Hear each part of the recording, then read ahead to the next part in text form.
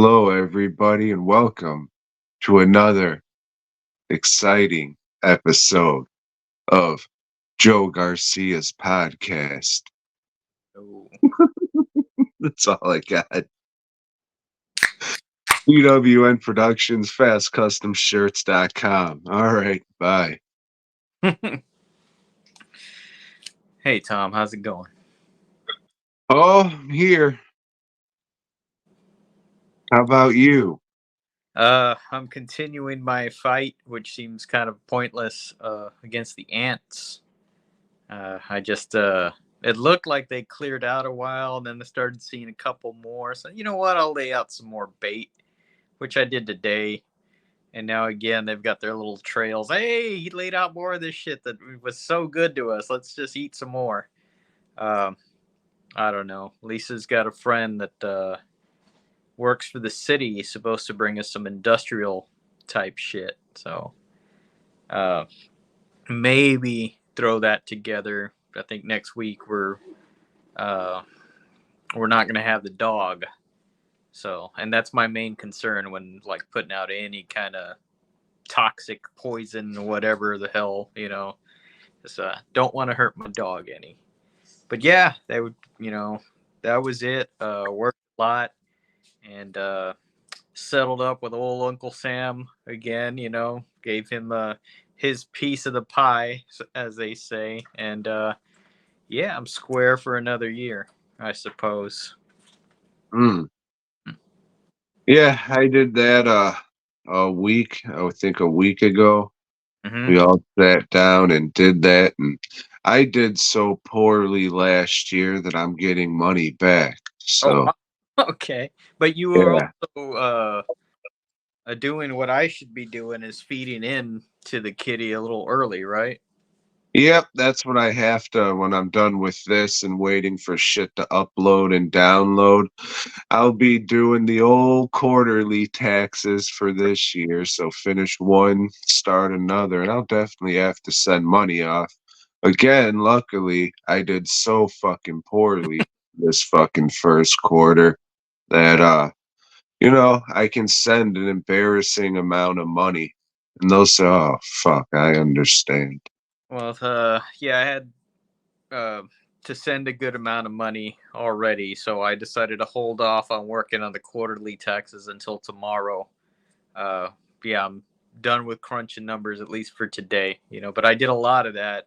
Found as more hidden receipts here and there, and hey, if you own a small business, which I do not recommend people, uh, you got to save everything, everything, and it's gonna figure in somewhere, you know. It Yeah, does. they say TurboTax is fucking easy. And like the commercials are like, hey, look, even this fucking dildo can do it. And then you get on there to sit down and do the shit. And I'm just like, I don't know. I don't know any of this shit. I'm fucking, as soon as I have to sit down and do anything like that, it's just like, whatever. I don't know. This is fucking dumb. I'll just go fucking do whatever. Yeah. So for me, like I can't do that. Like I'll have the same thing. It's like what are they asking me, And I got all my numbers prepared and shit, but I don't know the language, and it's expensive, but it's more beneficial to just pay somebody that knows what they're doing to plug in everything where it needs to go, and hopefully uh, you get somebody good working on you. The past 2 years we haven't had that, so we've kept jumping around from place to place. And this year, hey, we had somebody that knows how to communicate and knows how to, that seems to give a shit about what they're doing, and is trying to like steer you towards where you should be. There to help, not just to do a Right. job. Yeah. Yeah. Exactly. So uh, I was much happier this year, but still, need to look for a CPA or something like I used to have because that was the best. Good Ha- luck. yeah. I hit up 5 to 8 last year because I got so pissed off doing this shit. They all told me to go fuck myself. It's It's just like I have all the receipts already entered. You just have to enter the shit because I'm fucking dumb. hmm Yeah. I Yeah. did all the work. A lot of them have a deadline on that shit too. I don't know. It's weird. It's a whole weird thing. I'm glad it's over for this year. It's not fucking over. It's never over until you die. And then for some reason, your fucking family has to file one more time. Like, that isn't going to be crippling for them.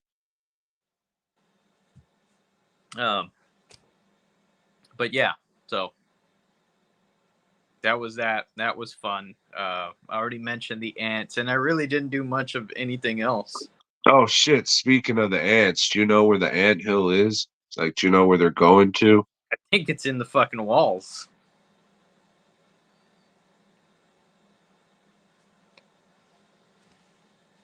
Yeah, that like fucking like if you knew where like it was, I know the shit for you to fucking get that'll kill them. And I was gonna say let me know afterwards, but yeah, if it's in the walls, if you think it's in the walls, you're probably gonna have to call it, dude. Yeah, more than likely. Yeah, like I said, we're gonna try one more thing and then probably give up and get Tim Gross out here to do his thing. So we'll see. We'll see. It's a lot like fighting those Tremors. They just they keep coming, keep coming. Speaking of Tremors, Joe, Mm-hmm.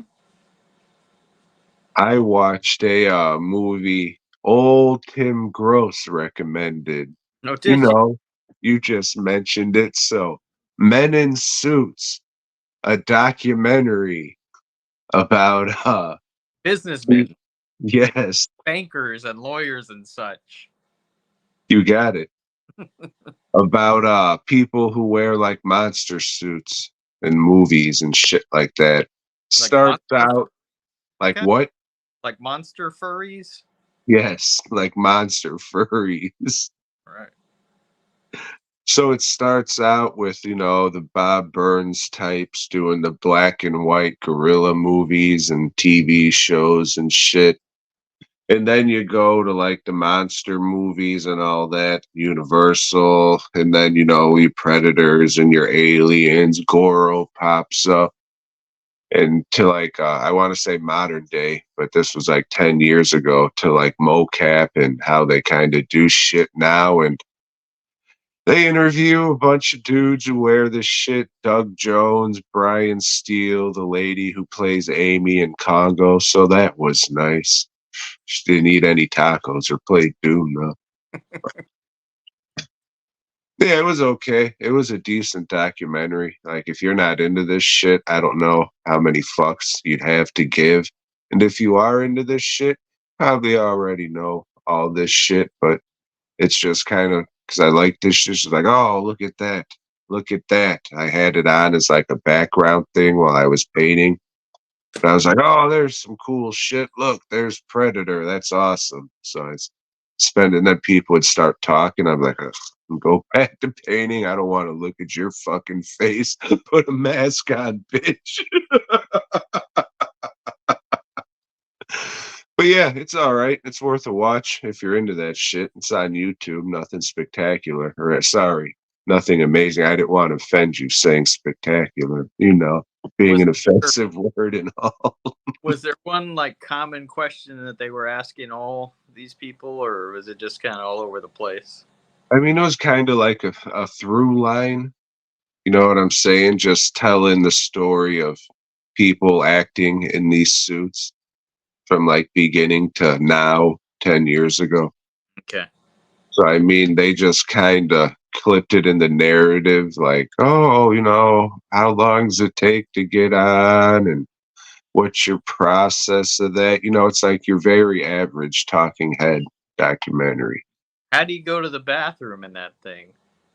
Some of them have cock holes. Like Mhm. if you have to take a salad or something, I don't know. That might.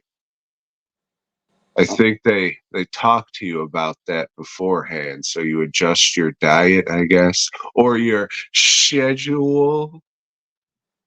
So yeah, but I mean, like these big monster suits that you're going to be in for a while, a lot of them have fucking cock holes and shit that they kind of hide. So I mean that sucks for the people taking them off. I'm sure you spill piss on the inside, couple drips here and there. Yeah. Hmm. Mm.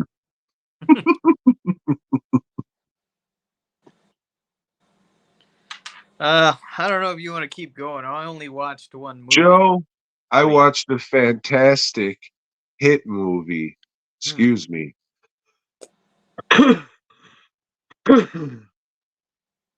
Tremors 6. A cold day in hell. This one starts out, you know, they don't really say where the fuck it is. Like normally on these things, if you're in a different location, it'll say Zimbabwe, Uganda in white letters or some shit down at the bottom of the screen. But this didn't. It was just an Arctic tundra, with wind blowing snow all over, and it really cold. And these white people are just wearing like a sweatshirt and an open jacket with no goggles or anything. I'm just like, damn, it must have been a lot colder when they shot the thing. So they're all fucking drilling or whatever the fuck these idiots are doing in the snow. And oh my god, there's Tremors in the snow. Like I thought this was Alaska or some shit. I don't fucking know. Anyways, old Bert, he's back in perfection and he's running the store for the lady. I guess she went out to Las Vegas to become a showgirl or something. I think her name was Penny. I can't remember. Anyways, old Bert's the manager of the store now, and all those years of not filing with the IRS finally catch up with old Bert and the No, tax stop with. man. hmm Yeah. And the tax man gives him his papers. But lucky for Bert, his son, Jimmy Kennedy, shows up and gets a phone call. And it's from those people saying, hey, we got Tremors and we need your services. And he says, thanks, I'll be there. And then I'm thinking in my head, wait a goddamn minute, they didn't say shit about money. Like, why didn't they write that into the fucking story? Like, oh, great. Here's the problem. He needs to pay this tax debt. Here's the solution. They're going to pay you to hunt Tremors in the snow. No. No money is ever talked about. There's not going to be any transactions, anything at all. You just come up here, bring your equipment and everything, and risk your life. And, we're just a bunch of hippie researchers, not in the snow, just somewhere in Canada where I guess fucking 2 feet away, it's an Arctic tundra. This shit was fucking dumb as hell, dude. That's the only part that's in the snow. No, there's one other part. I'm pretty sure they shot it in the desert and just fucked with the color in post to make it look cold. But yeah, otherwise they're just, they're in the fucking dirt in Canada, just romping about, fighting Tremors in Canada. It's not cold. There's no snow. What the fuck? Uh Yeah, this is the one where Bert finally wears the Cubs hat, so that's the one good thing about this movie. Uh yeah, this one was fucking pretty lame, probably the cheapest one, boring. I wanted to fall asleep during it, and after watching it, I did go to sleep. Oh fuck. Yeah, it's Bert like I forget which one. Maybe the third one where he gets swallowed by a Tremor and has to break out. I guess he was infected by a Tremor parasite and it's been slowly killing him, making his eyeballs bleed. So they have to like go and fucking extract some fucking seed from the Tremor's uvula or some shit. Yeah, they had to milk a Tremor. So get up on this table with a hole in there, Tremor. So they start milking this fucking worm, and they just straight mainline inject it in the fucking Bert, and he's all better now. Tremors fucking in Canada. Probably the worst one. If Bert wasn't in these movies, I mean, they wouldn't be worth a fuck. First one's cool with the puppets and shit. The second one, they still got puppets, but when it's all CG and shit now, and the only puppets that were really in here was like a really haunted house looking Tremor mouth thing, and like the little worm tentacle tongue things, a couple of those to get shot and blow up, but it's better than nothing. I don't think there were any puppets in the last one. Is this the final Tremors movie to date? No? Unmas. Oh shit, okay.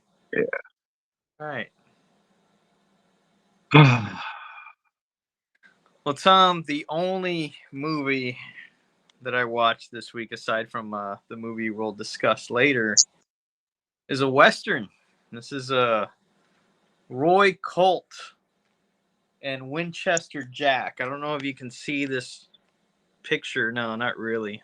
Of this poster. This poster looks fucking kick-ass. But this movie, directed by our friend Mario Bava, this shit sucks. This is about two guys. They're outlaw types, you know, but they're always fighting and shit. You know, who's gonna be leader of their outlaw gang? You know, and one day one of them says, "You know what, man? This life it's too hard for me. I'm gonna split. You know, I'm gonna leave the outlaw world and go become a sheriff." You know, so they part It's a ways. fucking 180. Yep. So he gets a badge real quick. You know, they hire him on as sheriff of a town. Turns out somebody there in that town has a map to some hidden gold, Tom, and like they want to. Curly's gold. So he is yes, Curly's gold, and let's see, they're gonna go get this gold. You know, he's gonna escort them, but What? he's gonna escort them there. He's not an escort. There are plenty of old timey hookers in this, but I'll get to that. Meanwhile, the other guy that's leading his band of outlaws, they come upon, I guess, two bounty hunters that are leading an Indian girl that doesn't look Indian. She just looks like a regular Italian gal, and olive skinned, as they say, and well, she was getting arrested for killing her husband. This guy frees her, and then he's just trying to fuck her the whole time. And he does, because she's a whore. As long as he's got money to give her, she's going to fuck. And, anyway, they cross paths, the two ex-partners, and, it's a little bit of conflict. They're both after the girl because they both got money. And, yeah, they end up joining forces and getting the gold. And it's weird because this movie, it's supposed to be a comedy. It's supposed to be one of these slapstick comedies with the stupid music and shit and shitty bar fights. There's another guy after the gold, and he's like a Russian guy, but I don't know. He's got like hemorrhoids or something. That's supposed to be funny because he can't ride a horse for very long, or he's got to stop and take a shit, So you'd have loved it because there's like fart noises here and there. Did anybody fall face first into horse poo poo? No, they didn't have that. Like I was waiting. Well, when's that gonna happen? Somebody got trothed up though, right? Well, they're in this whorehouse, and there's like a silhouette of a lady dancing, real provocatively, and finally, somebody breaks through that sheet that she's dancing behind, and of course, it's a man, just earning his money, and it's like, oh, it's a man, and he's like, oh, how can you, How dare they? right, Don't they know what fucking year it is? right, exactly, but this is an Italian, and I think all the great westerns are the ones you already know and heard.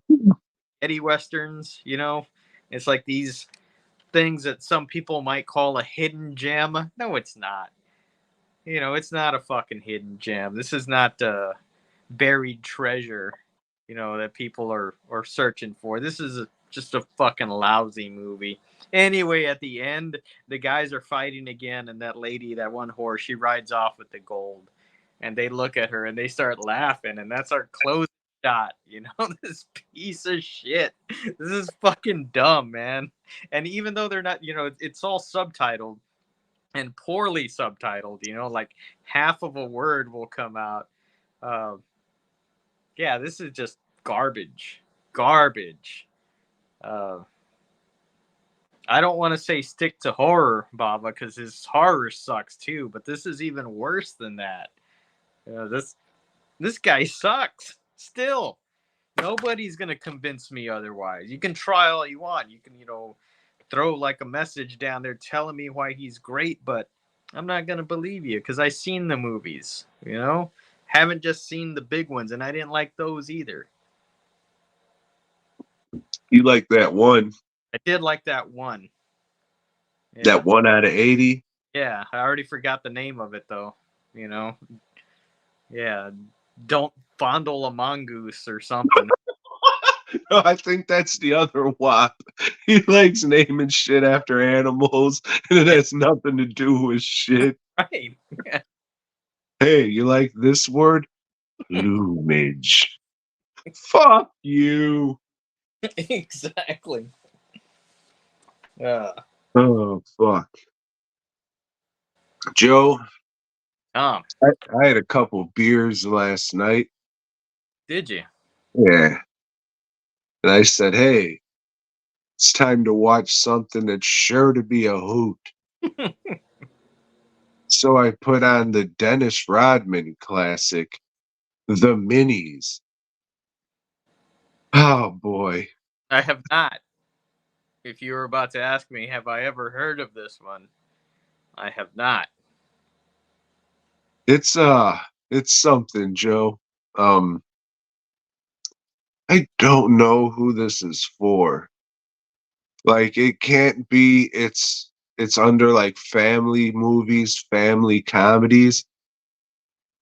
Ah, I don't know. Um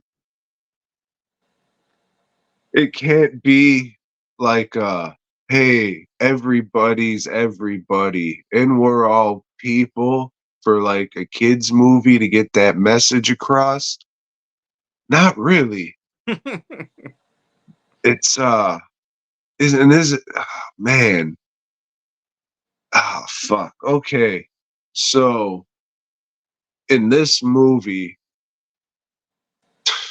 Jesus Christ. So the movie is about a bunch of fucking dwarves. They say midgets a bunch in it, and they always go, dwarves! So, I mean, they're trying to get that across, I guess. But, shit, man. So, these, I'll call them LFs. So these LFs, they're like playing basketball, street ball. There's two of them. There's a dude who kind of looks like Vern Troyer, and his character's name is Chevy. It's probably Chevy, but they pronounce it Chevy. Mm-hmm. And he's a Spanish gentleman. And I think this is an East LA production, but I'm not 100%. They might have been born there. I'm not sure if it was shot there. And then his other little buddy guy, his friend, he's another one of these people. And his name's something. And they're out there playing street ball with a regular sized ball. Which I thought, well, what the fuck? That's dangerous. What do they make those little ones for then? So they're fucking sitting against the fuck. They're sitting against the fence, and the littlest one, the mini me looking guy, he's sitting on this fucking basketball, dude, and it's so sad because he's so small when you see him sitting on this basketball. And then this fucking kid, this like, you can't say regular normal, but this unbirthed defected kid comes walking by the fence, and he's like the one LF. He's like, hey Chris, whatever. You got some time to play ball with your old man? The kid's like, oh no, Richard, I gotta get home. I got homework and shit. What? That's his kid? Why didn't he call him dad? What the fuck is this? Turns out the kid doesn't respect the father because he's an LF. You see. And the kid, his father pressures him into playing basketball. But we learn later on he doesn't want to play basketball, Joe. And they have like this heartfelt trying to be like this deep thing in a restaurant where you got an LF talking to his full size son. And this, Dad, I don't want to play basketball.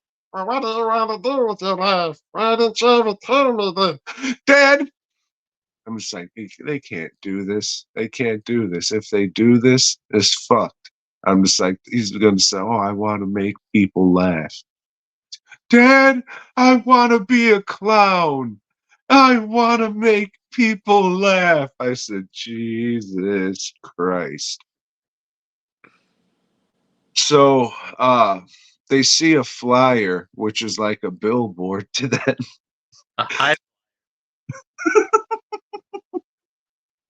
That says, oh, Venice Beach basketball tournament, $50,000 prize. So, they get a team of LFs together, two other ones, and they said, hey, you know how we can win this? What if we had an NBA player? Yeah, let's go talk to him. So then we see the Rod Man up at a podium, like talking to a fucking sparse group of kids who don't give a fuck of what he has to say. He's just there to get the money. Fucking, he bolts off the stage when it's over, takes his envelope pieces out, and then these little LFs try and penguin walk up to catch him. Say, hey, Rodney, will you be on our basketball team? No. And he fucking drives away in his limo. And then he's talking to his agent, and his agent's like, holy shit, do you know how much money we can make with these LFs? You go tell him, yeah. So he does. He becomes their agent, merchandises them and everything. And it's just a bunch of fucking little midget jokes. That's all it is. Like there's one where fucking Dennis Rodman just throws the littlest one so he can slam dunk from like the other side of the court. Whee! They all climb on each other's backs to slam dunk and shit. It's just like, hey, laugh at midgets. And the fucking production is so bad. Like, how the fuck they couldn't afford cameras? How did they get Dennis Rodman? Did he spend all his money on dresses? Is How, this community service? how many times did they go between the opposing players' legs? So the first game in the tournament, Dennis Rodman does everything. And they're just like, hey, man, because I mean, all but one of them's Mexicans. They don't really talk like this. They just talk like little Well, I can't, it's redundant, little Mexican dudes. But they just talk like fucking, like East LA Mexican dudes. So, yeah, it's like, hey, we want to play too, you fuck. If I could do it, I'd punch you in the balls, but I'd fall over and break my goddamn wrist. He just like, oh, all right, my bad. So that's how that problem's resolved. That's it. Oh, my bad. I thought we just wanted to win. And they're just like, no, next game, we'll play little style. And it's just them running under people's legs the whole fucking game. So yeah, of course they did it, Joe. I mean, it's funny. One, because it's a piss poorly made movie, just not well made. It's offensive as shit because I can't tell who it's for. It's not made for me to fucking laugh at. That's the audience who's gonna fucking love it. But it's not made for that. Like it tries to have a message. Like the littlest one, he wants this goofy bitch because she's fucking tall. No, not tall, but I mean to him, a fucking, she's a regular again, I don't want to say a regular, an unbirthed affected lady. Meanwhile, his fucking like confidant is this lady who's an LF, and she's just like, hey, look at me. I fucking rose the ranks because of my personality. And she's a waitress. Like, I'm not talking shit about waitresses, but it's like supposed to be, he's like all down and shit. Just like, oh, I'm a little LF. This is fucked. Oh, look at me. There were a bunch of fucking unbirthed defected who tried out for this job, but they hired me. Maybe the fucking dude or lady who runs the place had a fetish, felt sorry, didn't want to be called a fucking migletist or whatever people who are fucking deathly terrified of little folks are. I don't know. Saying all this shit now and looking at you, I just want to apologize. I didn't mean to offend you being, you What year know, did this come out? I don't know. I want to say maybe late 2000s. All right. I'm just wondering what point in Rodman's career that he did this. Yeah, it was definitely after he was on the fucking Bulls and all that shit. After the fucking NWO fucking rose and fell. Yeah. It's worth watching for sure. Get some fucking beers and some legal marijuana in you. Oh shit, dude. They like do I don't want to say parody songs, but you know how you take a popular song to change it a little bit, you're like, oh no, it's just parody thing. So they like rip off different songs, but the words are like, when movies have songs that explain what's going on in the movie, like they actually got people to write music and sing music for the movie. Yes. That's this one, but it's all about like midget basketball and shit. And it's weird, almost circus sounding music, like really upbeat, poppy music. The shit's fucked. Whoever made this should be ashamed of themselves.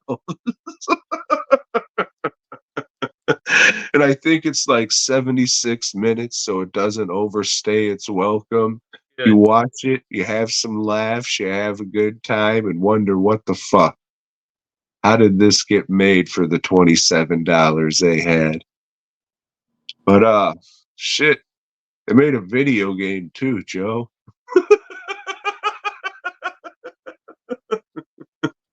I couldn't find anything besides the trailer and a couple listings on eBay. I guess it was a computer game, Okay. but it looked better than the movie.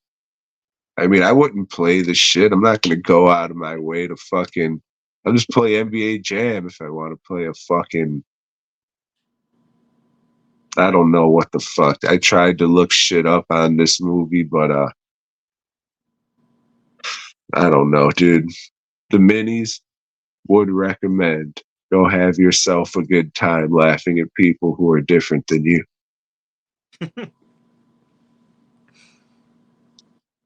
And that's all you got? That's it, man. All right. Damn, I still got a couple. That fucking sucks. Yeah, I mean, it wasn't a big week for me to watch shit. I mean, I did watch this television show. I finished that up, For All Mankind, and this is an Apple Plus show, and it's a alternative history thing, Tom. So in this alternative history, the Ruskies, that's the Russians, Make me sick. they get to the moon first for the USA. So that escalates the space race, you know. All Or right, they think they can grow potatoes up there? the US goes up there, but then on their second flight, the Ruskies, they put a woman on the moon. Oh shit, now we got to add women to the NASA program. God damn. Uh, it's good. It's a good show. Yeah, um, I've read like what the Ugh. that book the right stuff. I read that book. You know, the early days of the space program I are heard this song. pretty fascinating, and this movie does a lot of that until it veers into like the what if stuff. You know, because like now towards the end of it, the Russians have a base on the moon, and the Americans have a base on the moon. But the Americans, their shit's all fucking up and stuff, you know, having a lot of problems getting here and there, you know, and it's not just because they got women in there, you know, and it's all about it's Cold War, so you know, it's like, hey, do we have Russian spies in NASA? You know, gotta inspect everybody. Oh, wait a minute, this guy's gay. Are you gay? No, no, I'm gonna marry. I'm gonna get married. You know, and you know just gets married to hide the gayness. You know, a lot of that stuff. Oh, let's double down on what the Ruskies did and put a black woman on the moon, not just a woman. Yeah. Um, it's pretty cool. It's a good show. I enjoy it. I'm gonna move on to season 2 this week, Tom. Oh, I fucked up and forgot to do the promotions at the beginning of this thing. Did fuck up, and after I, you know, this is a this is a business venture, Tom.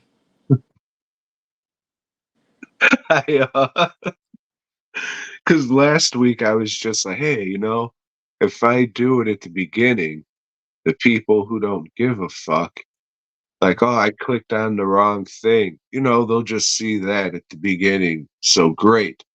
And when I do these, like when I clip the shit, since that's at the beginning, I could have that start all the clips. So the stuff we were already that I was gonna, Trey Moores and the Mario Babish. Too late, fat boy. Forgot to do it for that. I can't fucking do it at the But at if least it's recorded after. this thing and this thing here, you I know. can't not on just the basic shit they give me. I'd have to get more fucking programs and it would just be more. And no, I'm not going to do that. I fucking greatly appreciate the 27 people who watch the videos, but I would assume you already know. So I just have to remember to fucking do that.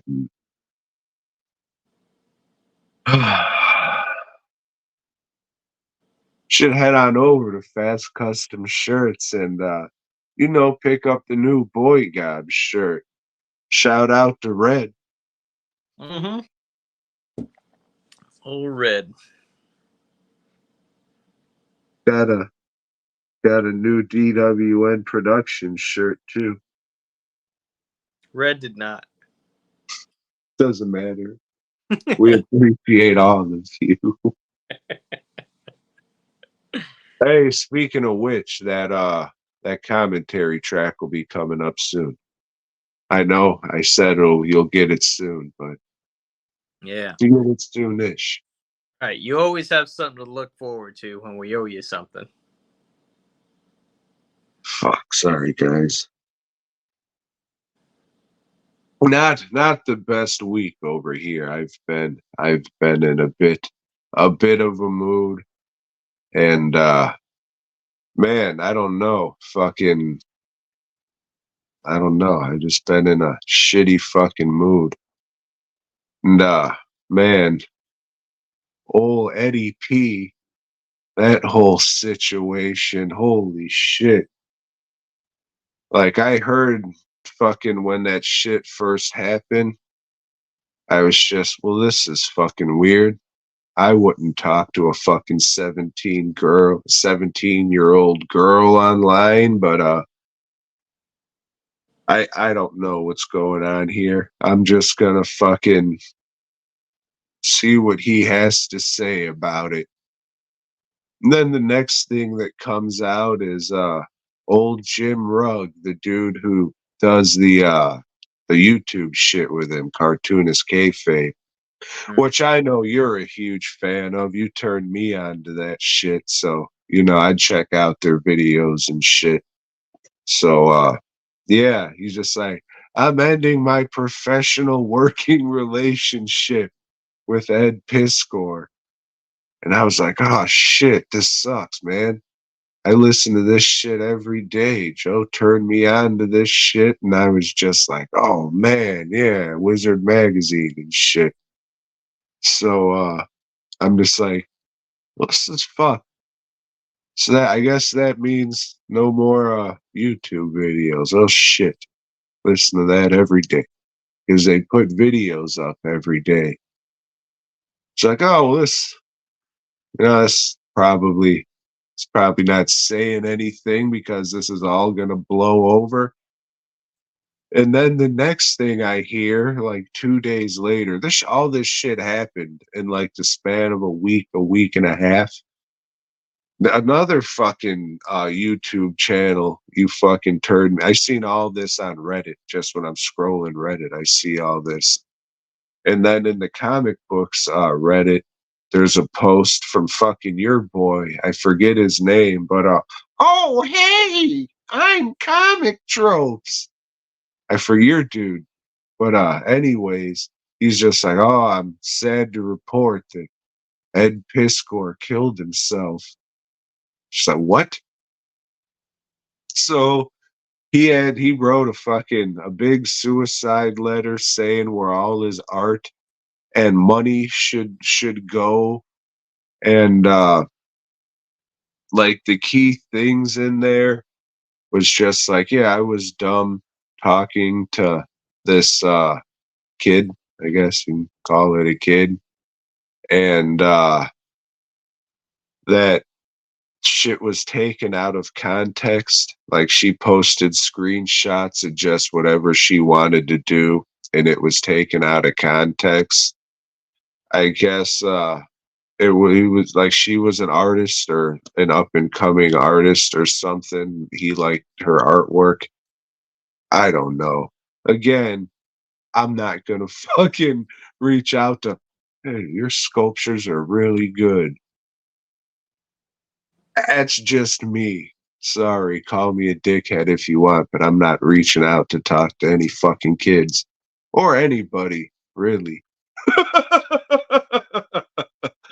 So yeah, I guess weird thing to fucking do. But the girl even said that like, oh, he's not a pedophile, he's just a creep. And I want people to know. I don't want him canceled or anything like that. So he ends up canceling himself. How? I don't know. But like I said, he left this like long suicide letter.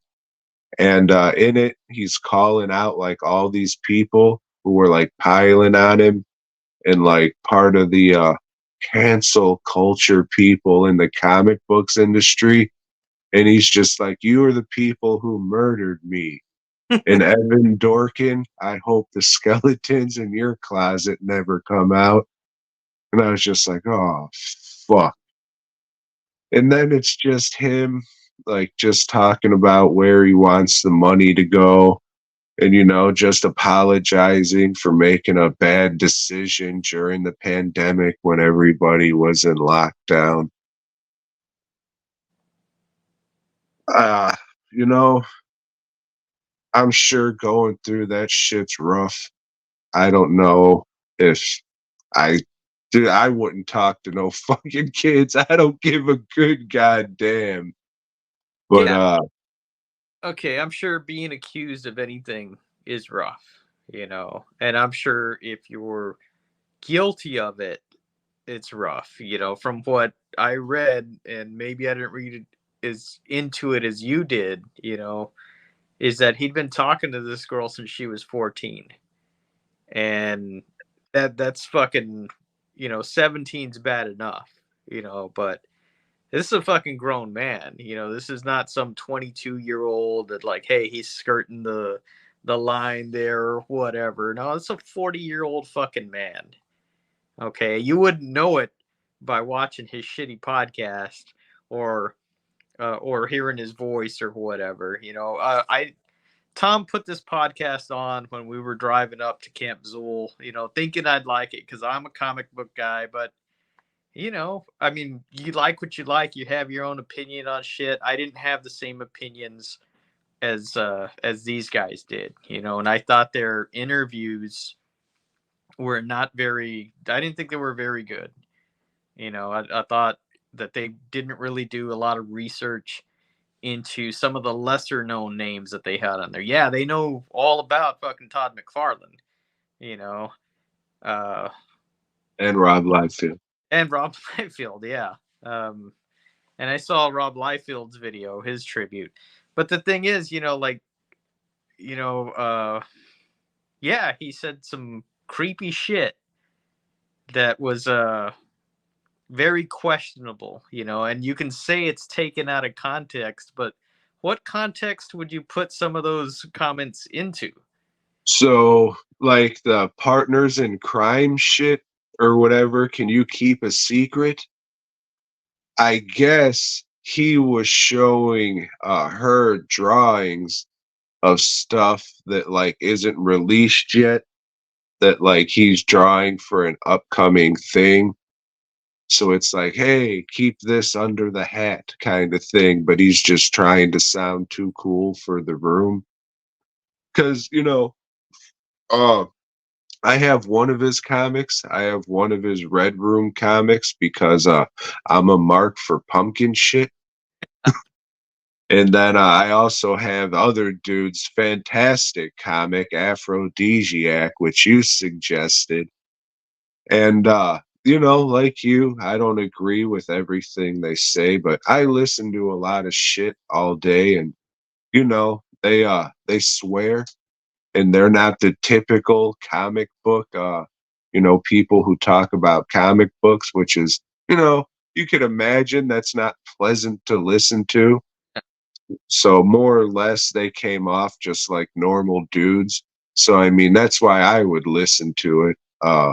Old Piss Score at times did come off like too cool for the room, and people who wear sunglasses like inside and shit I'm always sketchy about, but he was dealing with some mental shit for sure, and Yeah, that's why he's probably fucking wearing them. 'Cause like he was insecure.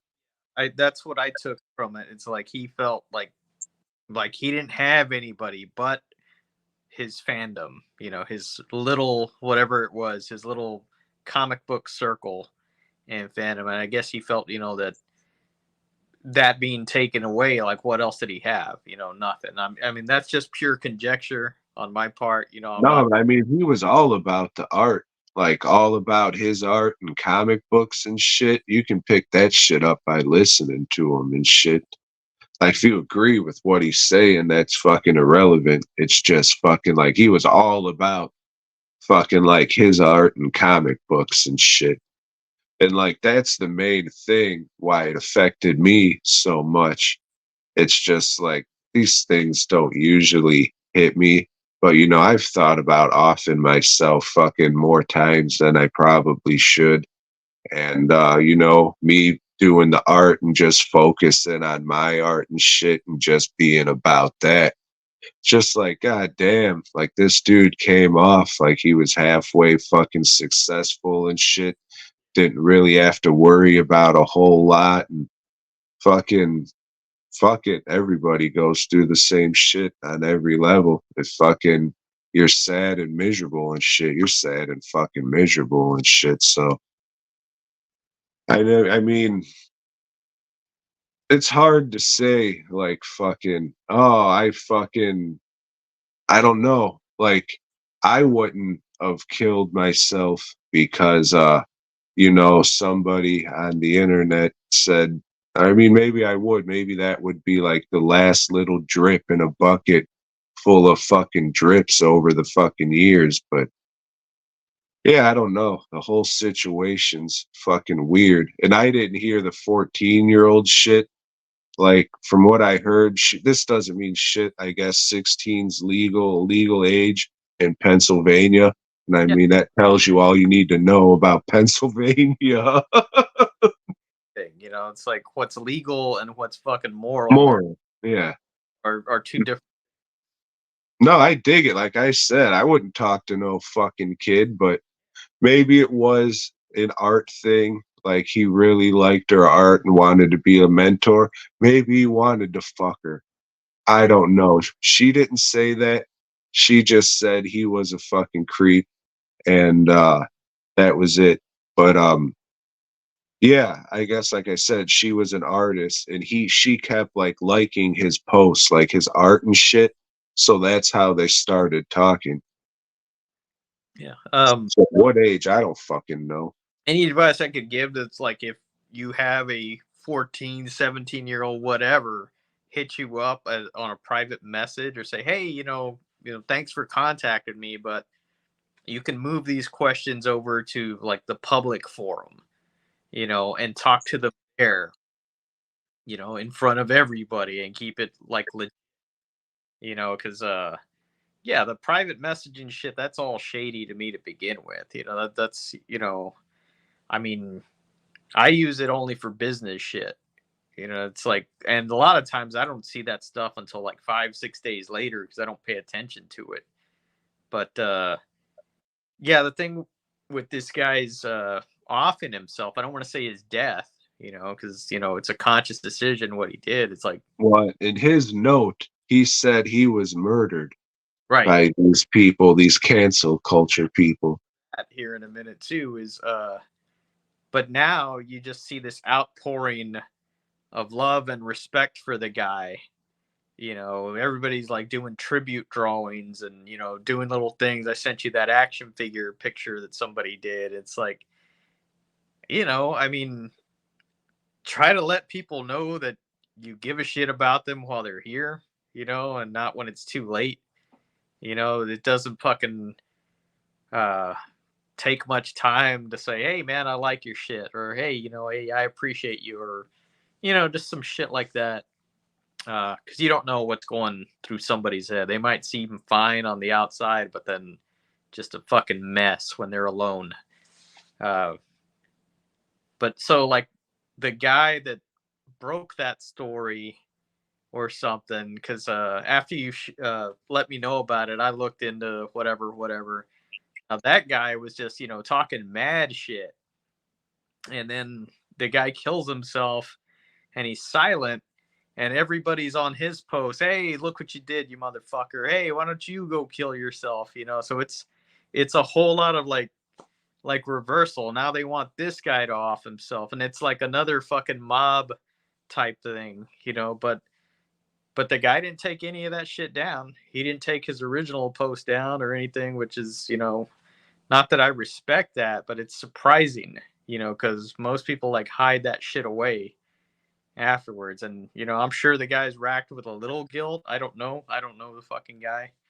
uh I don't know. It's a weird thing. Comic books, and we'll talk a little, I guess we're already talking about it now, but our list is going to be toxic fandoms or worst fandoms.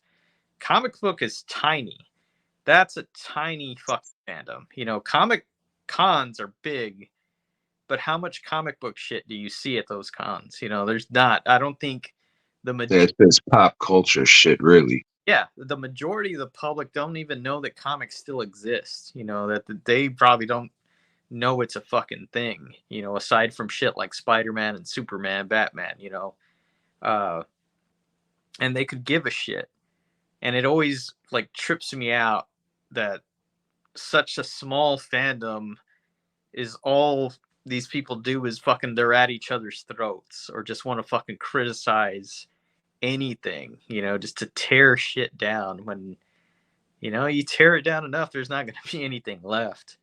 And there goes your fandom. All you're going to be reading is old shit, you know? And it's the same for like the horror fans and shit like that. But I don't know. This was fucking weird, and it happened so fast. And like I said, the turnabout on that other guy was so fast too. And You know, I don't know. Does anybody learn anything from it? Fucking no. What's there to learn? I don't know. Yeah, I mean, somebody out there's fucking super mad about this shit, which I mean is understandable, and hopefully nothing comes about it. Mm. But you kind of get into the whole martyrdom thing, and areas like that, and it's just like shit. It sucks to say, good for you and make your stand, whatever. It's your life. Do what the fuck you want with it. Like, if you thought you had to kill yourself to make a fucking message or something, I don't know. Maybe that was part of it. Who fucking knows? We'll probably never fucking know. But who knows what that's gonna cause fucking other people to do? Right. Like, your actions do affect fucking other people. Yeah. And every time I would think about something, I'm just like, well, this is probably going to affect a lot of fucking people, so I probably shouldn't do it. Yeah. That's what's kept me alive through a lot of this too. I mean, I it's just not artistic people and business people that have these feelings. Anybody can have this shit.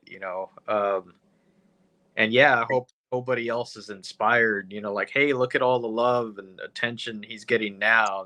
Maybe if I off myself, then I'll get that. I hope not. I hope nobody's thinking that way, or nobody follows through with it anyway. I'm sure people are thinking that. Or they do it fucking more, like they murder suicide, that shit. Yeah. It's weird. The whole situation's fucking weird. It just fucking put me in a fucking weird goddamn mood ever since I started reading into this shit.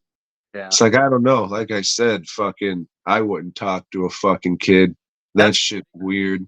Hey, don't talk to underage I would say, boys or girls, anybody, if they're underage, don't talk to them, or like I said, tell them move it to a public, thread or whatever, so it doesn't seem shady or whatever.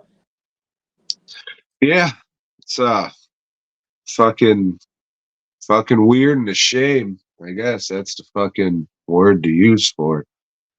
And I haven't really seen people talking about it. Like, it seems like it's kind of a fucking big deal. Like, this cancel culture shit got somebody to fucking kill themselves, Yeah, yeah, and nobody's fucking like talking about this shit. Like, and that's the thing. It's like, you know, social media and public opinion doesn't take much, to sway people, and people, like I said, are ready to pounce. Why don't you wait a fucking couple of days and see what happens? See what comes out. See, maybe that person will come out with their own proof or whatever. To show you that things aren't what they seem, or like you said, maybe taken out of context. And this one, we don't know. We'll probably never fucking know. no, I mean, he said in his suicide letter that they were taken out of context. And I mean, she did say that he's not a pedophile, just a creep. Mm. So, I mean, you didn't really hear much people saying that, just taking, picking, and choosing what they wanted out of the shit. Again, the whole situation's fucking weird. And who knows what other shit the dude was fucking dealing with or done before. And who fucking knows? But, I'm sure everybody involved has to feel fucking extremely terrible, especially the family and friends. So shout out to them for sure. Yeah, just fucking weird shit. Just put me in a fucking weird mood, and yeah, just really tanked the week. And plus in the note fucking or the letter, like this shit was pages long. Fucking he told old Jim to, hey, release our fucking YouTube videos, and because I guess they record like a shit ton at a time and just set them on a schedule or whatever. So he's just like, hey, keep them up and keep them monetized and send my family some money and shit. So listen to the new Wizard episode today. That was nice and not fucking awkward at all. Well, I didn't care for their show. So, and my opinion on that doesn't change because the guy, decided to take his own life. Well, maybe read Aphrodisiac again. Maybe that'll change your mind. At him? Oh fuck, that was a good one, right? No. No. No. It was like fucking it was like one page jokes and it was just the same joke over and over. That was not good at all. Fuck that dude at the comic shop for suggesting that to me.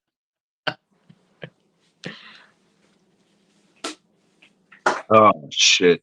I was gonna, since Joe stepped away, I was gonna go and do a plug, but definitely not after that conversation. That would be fucked up. But I watched a new hit trauma classic, Shakespeare's Shitstorm.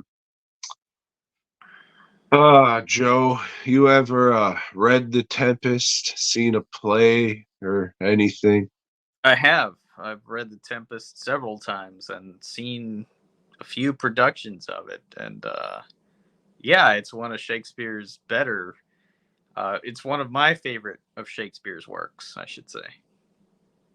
All right, well, I haven't read it or seen it because I'm not a fucking dork. But this is Trauma doing it. So you know it's gonna be sweet. Uh it's more the same. Hmm? Um, I don't give a fuck now. Like Trauma was cool when I was a fucking teenager and shit. Like, oh yeah, this counterculture, radical filmmaking, doing this fucking crazy shit. And I mean, now you see it, it's the same shit. Sure, they got better lighting and they spent more on special effects, but now it's like even older people trying to talk to younger people.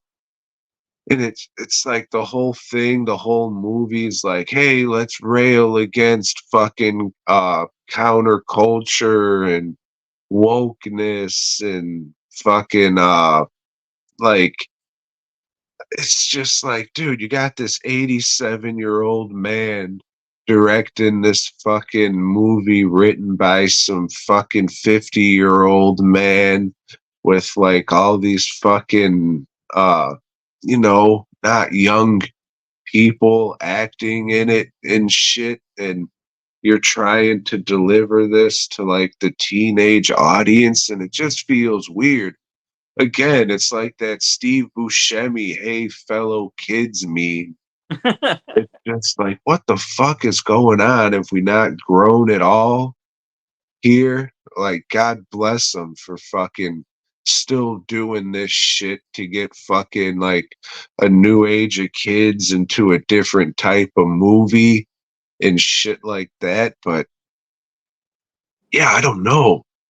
You think it just wouldn't be the same fucking shit. I don't know.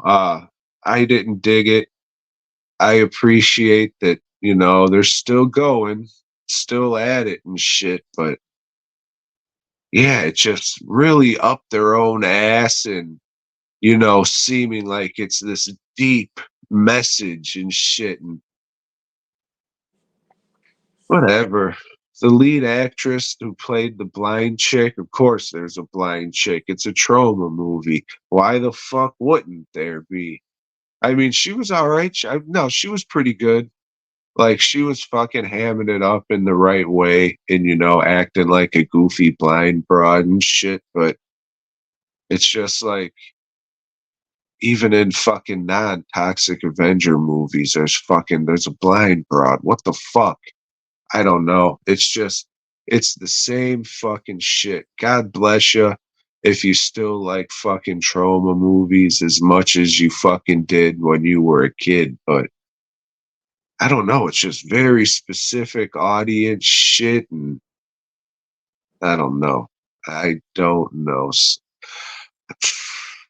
I don't want to say sad, but it's just, I mean, disappointing, I guess.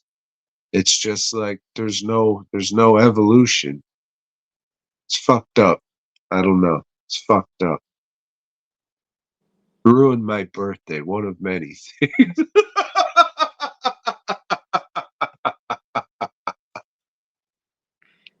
Uh, yeah, this movie did its theatrical tour, and they came through here, but yeah, I had no interest. I watched the Troma movies when they were on VHS or whatever when they came out, and yeah, I was much younger, but I didn't chase them down.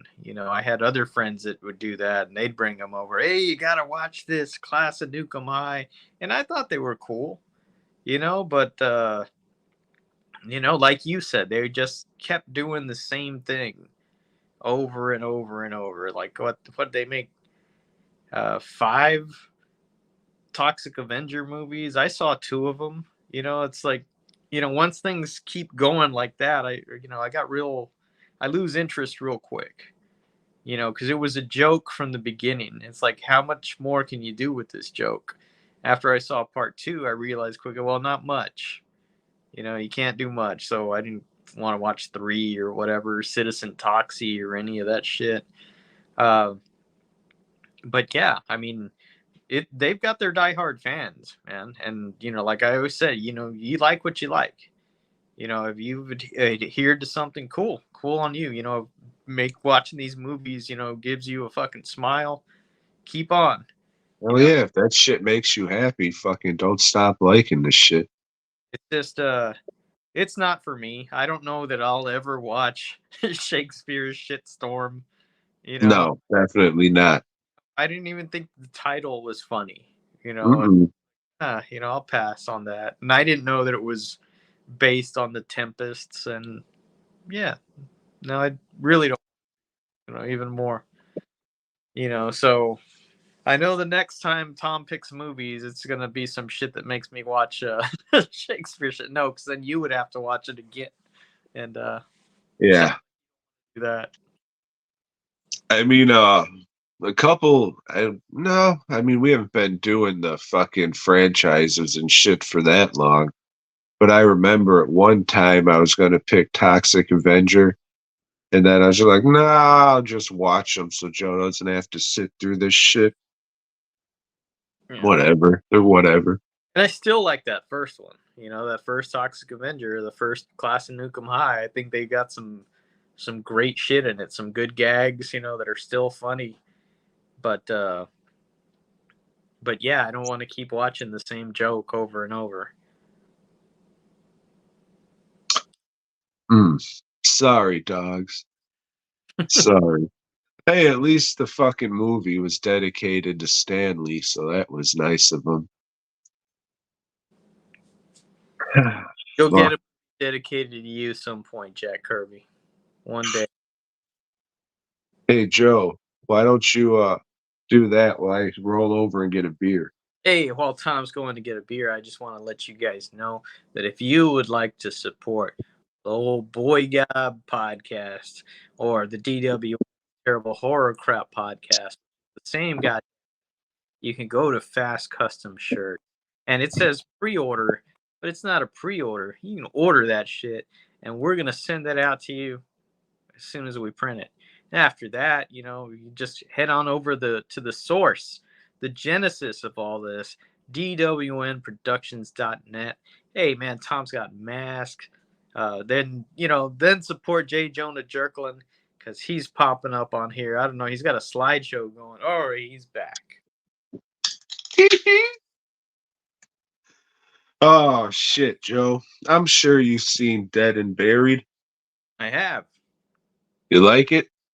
I think I have a Blue Underground DVD of the film, and not a Blu-ray, because I thought the DVD was fine enough, and not a what's the other shit they're doing now? 4K.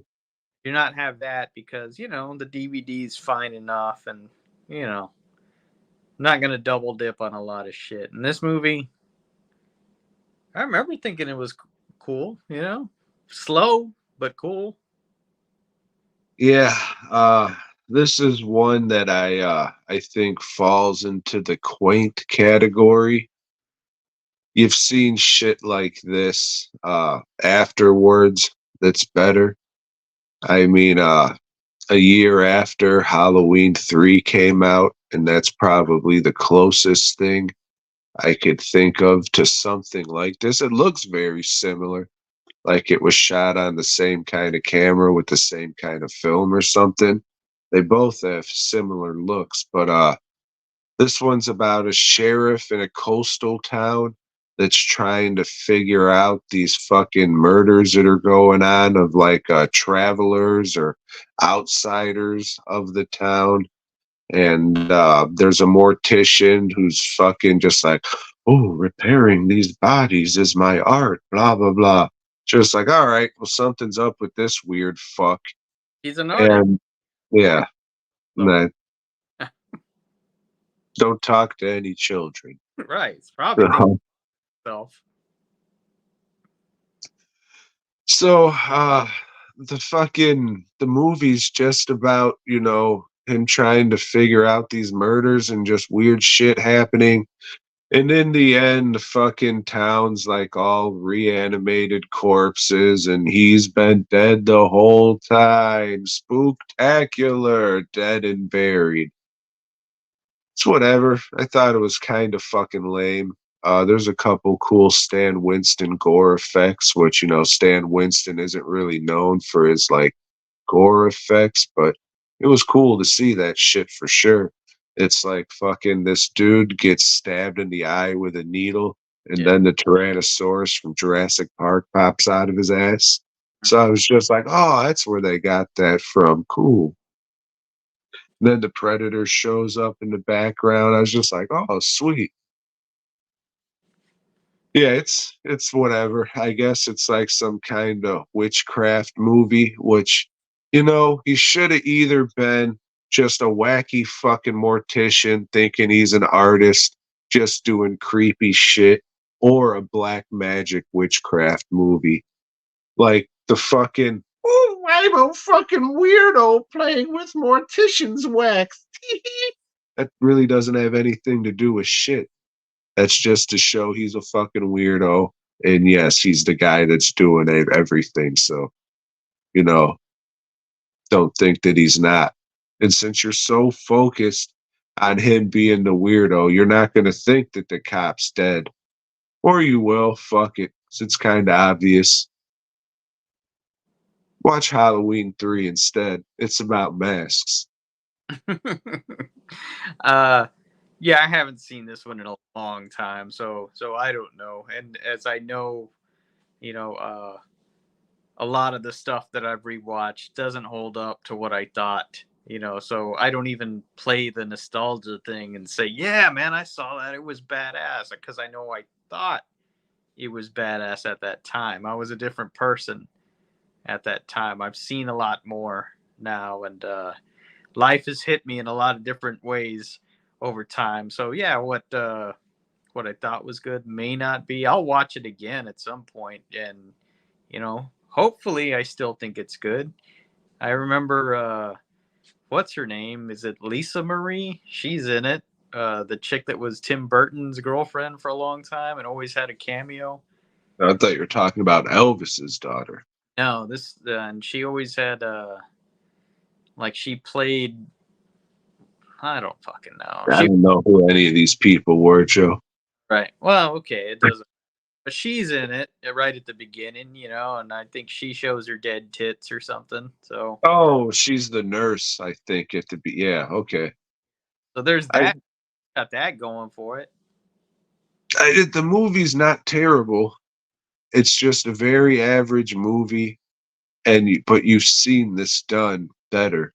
Yeah, I mean it. I remember it having a vibe that I liked, but it's also it's a 30-minute Tales from the Crypt thing if you want to Nah, with the twist. Outer Limits or Twilight Zone. Tales from the Crypt isn't all that, you know it. Yeah, but I mean, no, but I'm saying having fucking watched all these Tales from the Crypt, it's definitely not Tales from the Crypt. So it's classier. What you're Yes, saying. yes. That's why I said Outer Limits or Twilight Zone. Okay. All right. Yeah. I mean, you'll hear the fucking I love everything horror group saying, "Oh, this is great." It's okay.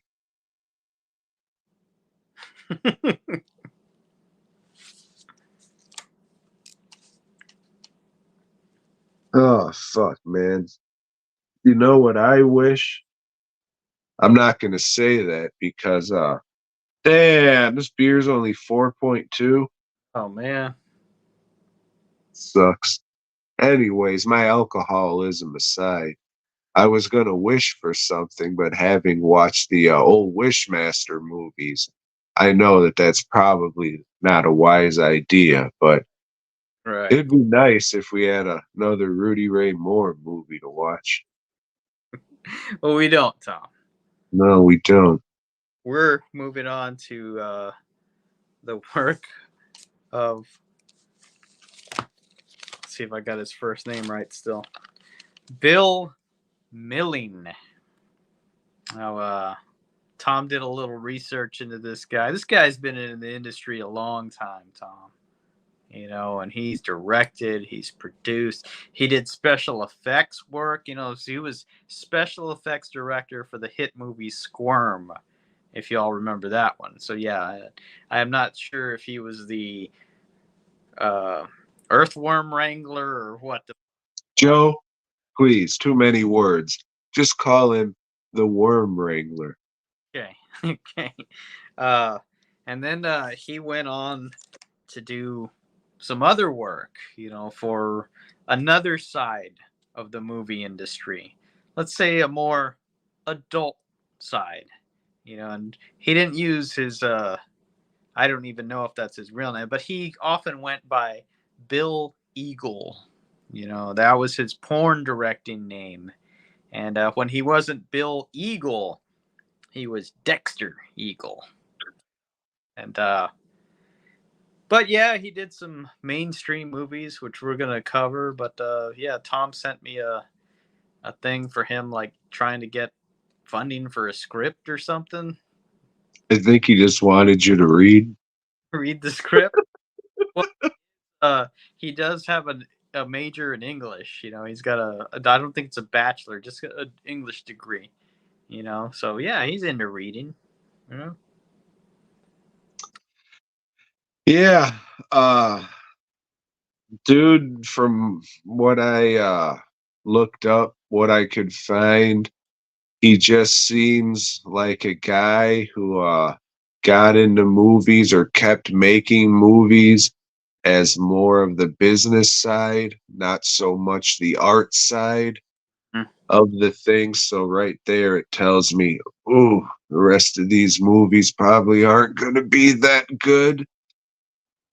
But he produced and directed a bunch of stuff, and then he opened up a green screen house and equipment rental place in New York, and that's what he's been doing for a while. And he seems just very business side of things. That's what I got from him. He loves the business side of making movies, dogs, and politics. What side he's on, it doesn't matter. Just know that he's a fan of politics. So we're starting off his works with a movie called Wolfpack.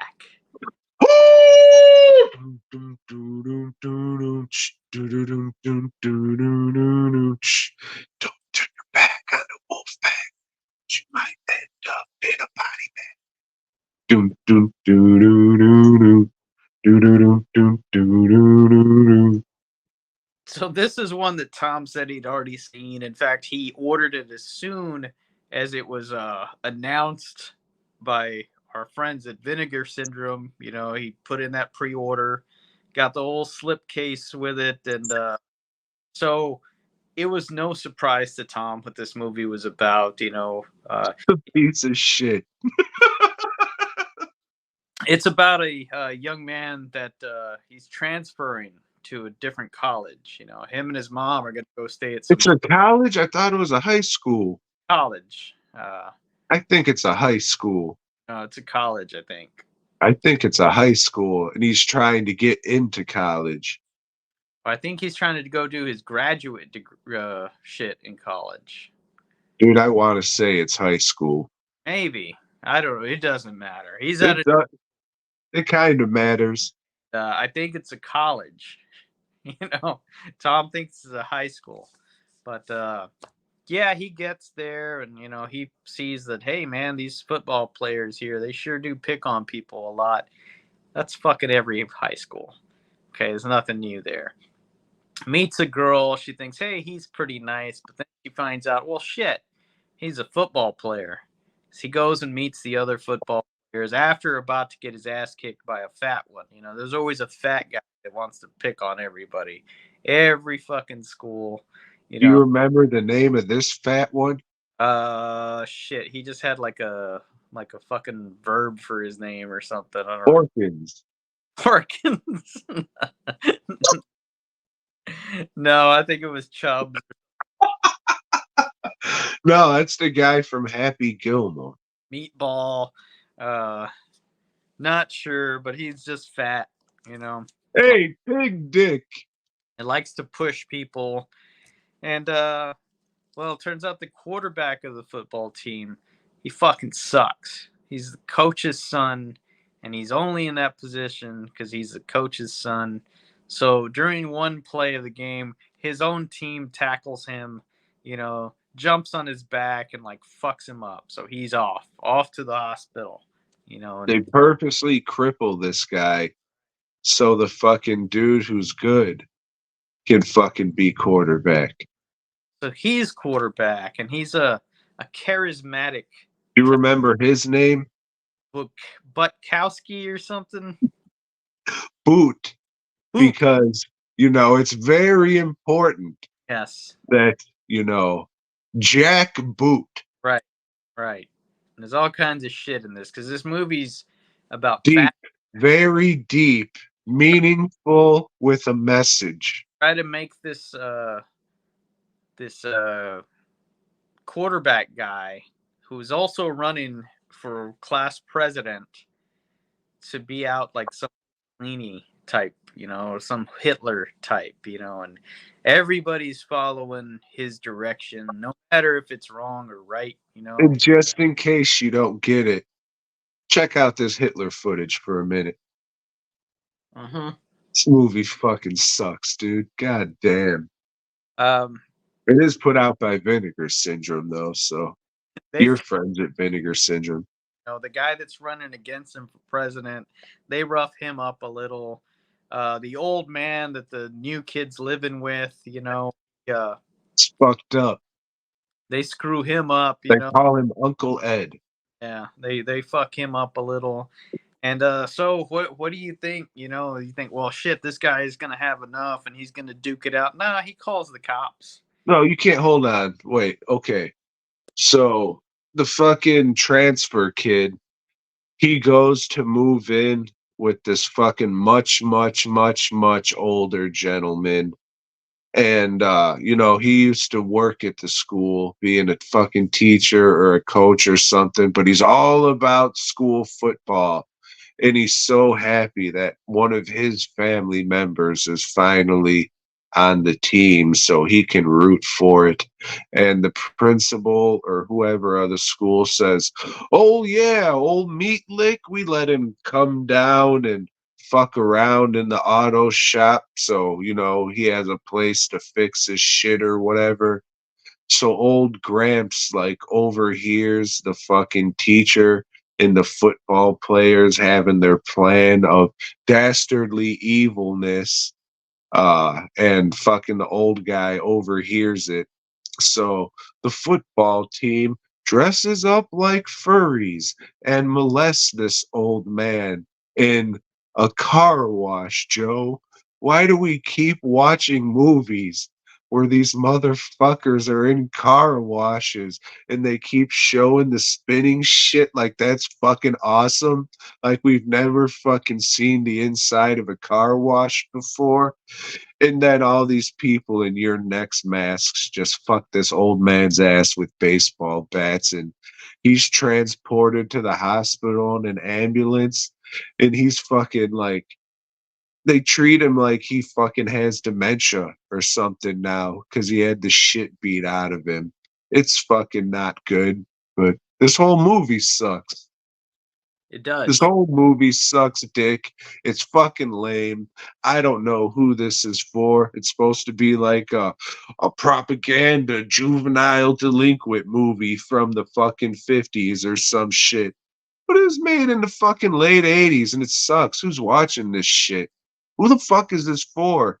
Like little fucking dweeb kids in high school. Oh, I hate jocks. This is how I feel. It's like this is such the most dork ass who gives a fuck shit I have ever seen. But Joe, continue. It is. It's bad. It's slow, boring. It's poorly acted. Uh, the It's all guys, these 30-some-year-old fucking people playing supposed high school yeah, or college students. that's common, and that's why I'm leaning more towards college. But anyway, yeah, this whole conflict. It's not even much of a conflict. These guys, they're not, they're roughing up some people, but they're not killing or raping or anything, But you know, you want conflict in a movie, whether it's over the top or not. If it's a shit movie like this, make it over the top. But they don't, and the resolution, like I said, is the guy calls the cops and the cops show up and arrest them. And that's it. That's the end of the movie. You know, no, it ends with the guy, the fascist guy, sitting there and he's singing, when Johnny comes marching home again, hurrah, hurrah, to again, mark, stamp you on the head, like, hey, this is about fascism. And there's a lot of movies like this that are trying to make a point, that are trying to sway you into one way of thinking or another, and it's okay when it's done well, but this is not done well at all. This is just it's a fucking bad movie. And Well, we didn't even talk about the tough selling drugs. yeah, that guy. They, Oh, they didn't do shit. yeah, Watch Savage Streets instead. This is fucking bullshit. it is. And yeah, like I said, Tom bought the DVD from Vinegar. No, this is definitely around the time when they were fucking Vinegar Syndrome's been going downhill for a fucking minute. Just releasing shit I don't give a fuck about. Like it used to be like wacky genre movies and shit. Now it's just, I guess, whatever the fuck they can get their hands on cheap. And I guess fucking they were courted by MGM or Amazon now. And they fucking had to split their porno division off or something.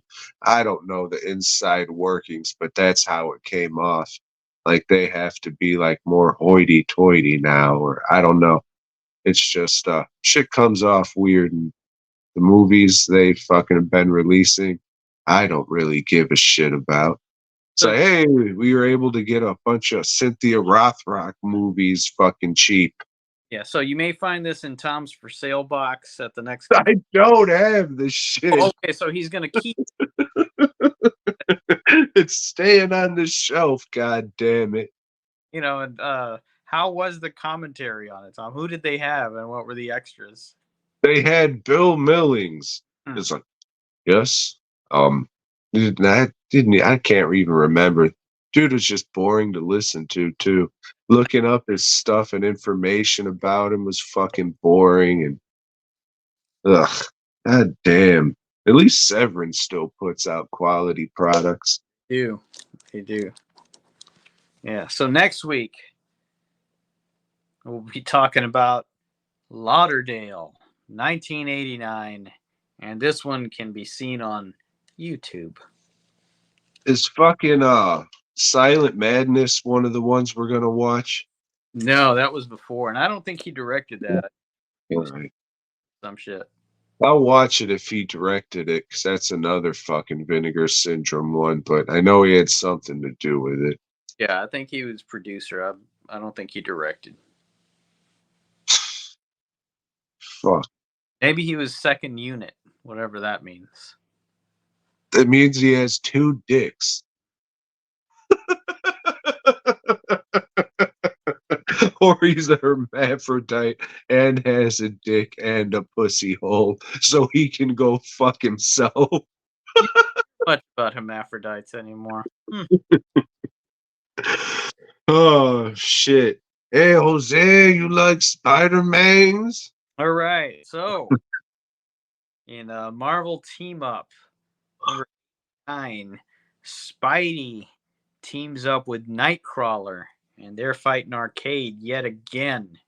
Uh, the art on this issue is better than anything I've seen so far in any titles. It's done by Rich Buckler, and each page is kick ass. It was like, hey man, Marvel's turning the corner. If you've never seen Rich Buckler's art, he's probably known best for the early Deathstalk, when it was Deathstalk the Destroyer back in Tales to Astonish. Good. That Cold Stock's cousin? Yeah, I know there was some controversy about art, and I don't remember what it was, but I'm not going to bring it up because I don't want the guy to kill himself. You know, he seems like a nice guy, and you know, fuck, the art on this issue is great. Over in Spectacular Spider-Man, we got the old Morbius, the living vampire. He's out in Central Park fighting bitch neck, and old Spider-Man's. He's going back to the university, and some chick's giving him the cold shoulder for being the coward again. This other guy there says, "Hey, we're having a Halloween party, Spider-Man's." No, wait a minute, Peter Parker's. Why don't you come on over and hang out? And he does. He goes up to the lab and he's working on some chemicals, and he spills a bunch of shit. And old Kurt Connors walks up to him and, one arm's, "Hey, you okay? You need some help? Back off, motherfucker." And he's talking shit to him. It's like totally, out of character. Something wrong with him. He's feeling kind of weird.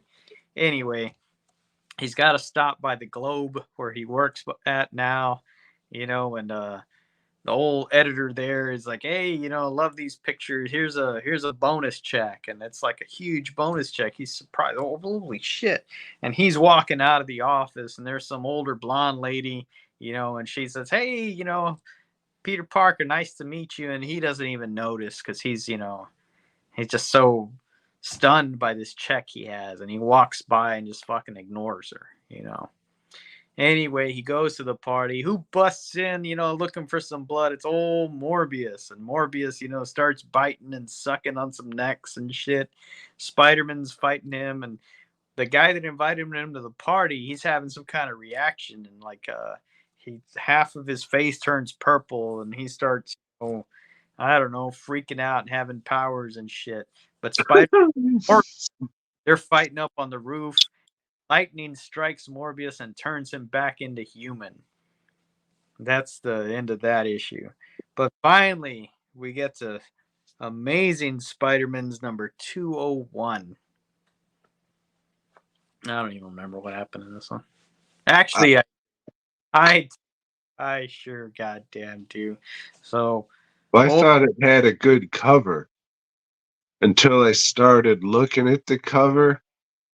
And then I'm just like, oh, you probably shouldn't have drew Punisher with his gun like that, because that kind of sucks.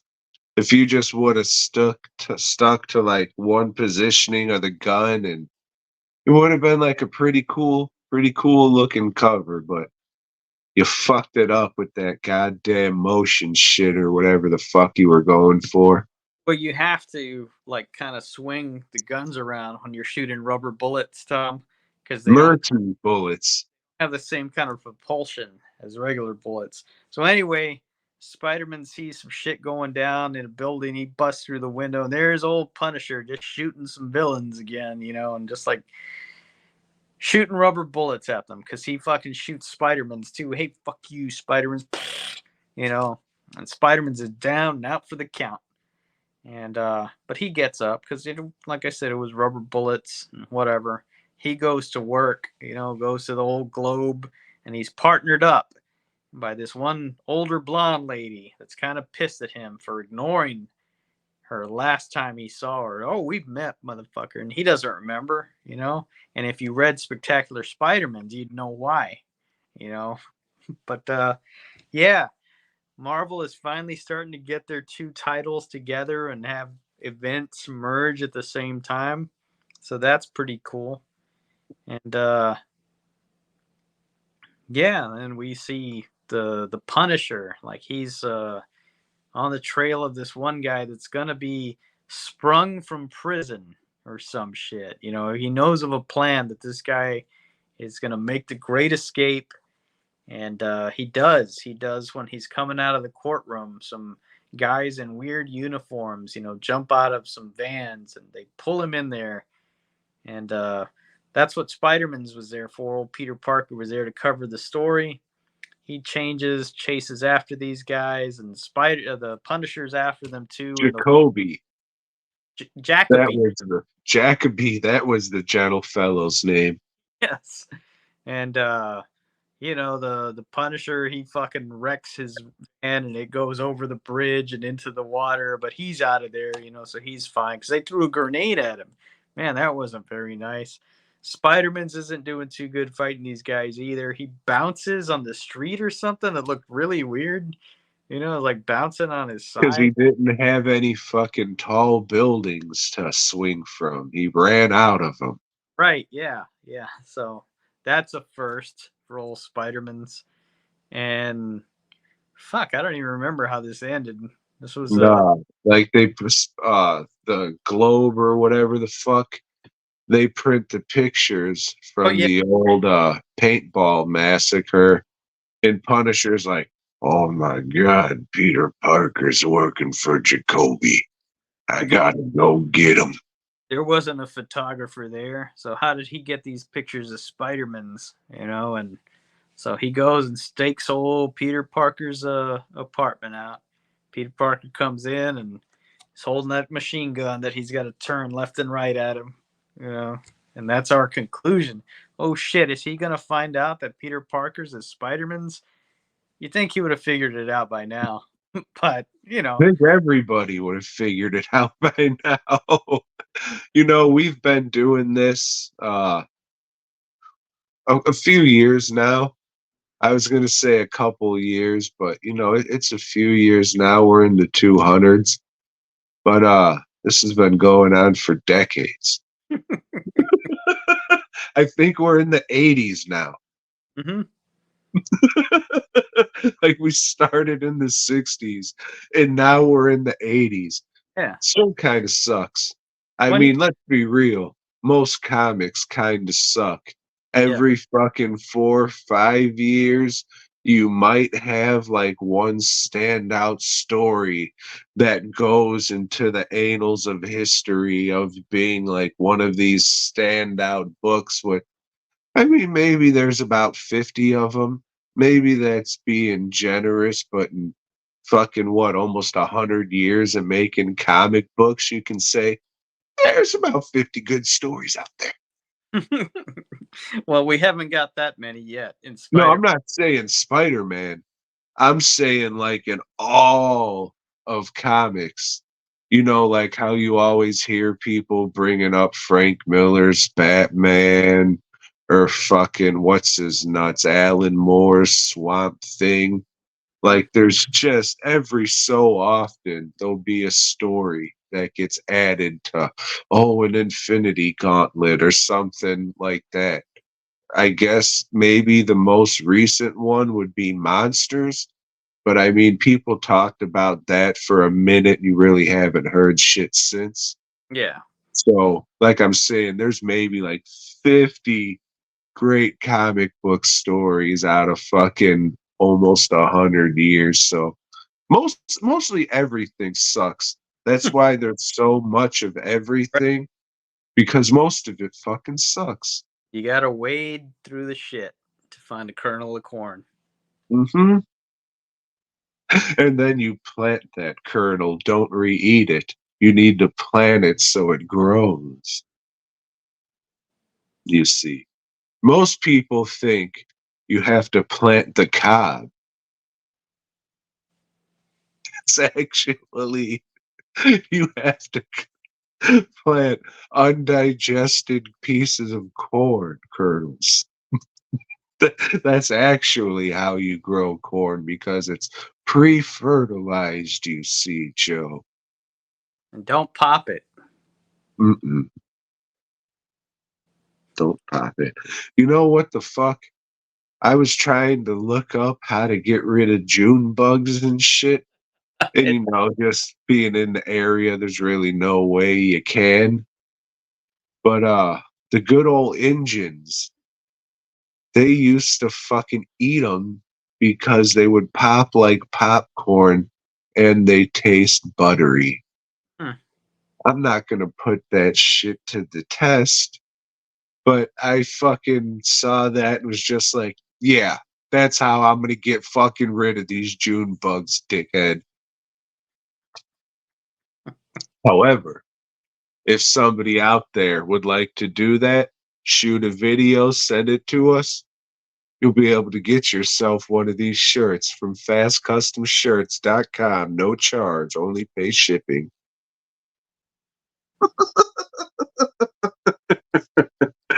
Hey, Joe, you hate motherfuckers? I do. You, Tom. And Tom says we've done this list before. I don't remember doing it, but I trust him. We've been doing this show a long time. We've doing this list gimmick a long time, and so yeah, we've repeated ourselves before. Probably do it again. Uh, so this time we were doing the worst fandoms. The fandoms that are just kind of, these are shitty people at heart, or they got shitty ways about them. You know, they either fucking, they're just shitty. And I just went with motherfuckers I don't particularly care for. at number 5, I've got fans of Star Wars.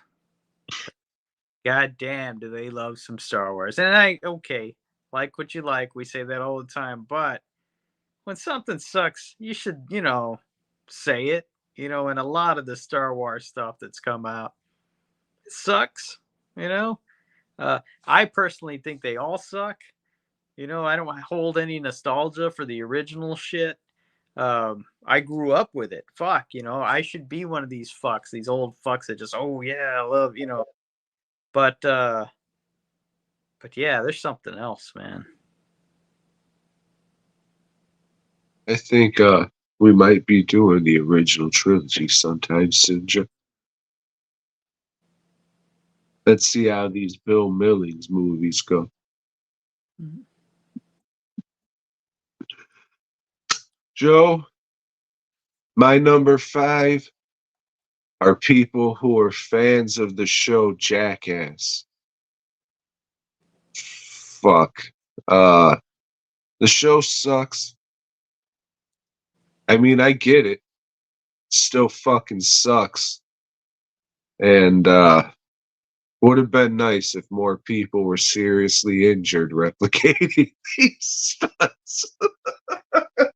It could have sterilized a whole generation, and we would have been better for it. You fucks. I just hate that shit. There was a fucking time when I was in high school. I think it was either beginning of high school or mid high school, when you were either watching the MTV shit that was like Jackass, and then they had their Jackass spin-off shows, or it was right when Adult Swim was starting. So they had Space Ghost, Home Movies, and C Lab and Aqua Teen. Adult Swim. But that shit turned to fucking garbage now too, so they can also go jump in a fucking lake. Once they started doing these live action shows and shit, it's like, fuck you, dude. It's Cartoon Network. Go suck a dick. At number 4, I have comic book fans, and we talked about this earlier, and we talked about why. It's there's something else. They're ready to pounce, Tom. Yeah. They're They, such terrible people, they'll make you want to kill yourself. they murdered a guy recently, Tom. Murdered. Uh, yeah, it's just the whole fucking scene is weird. Yeah, just yeah. I've always said, I love comic books. I do not like comic book people. Fucking. I don't like going to the comic store for very long. I like to find my shit, get the fuck out of there, not overhear any conversations. Luckily, they're not really comic book stores anymore, and they're gaming stores. Right? They're gaming stores for sure. And some of them, no, some of them have a pretty big anime section now, and those are comics. Anima.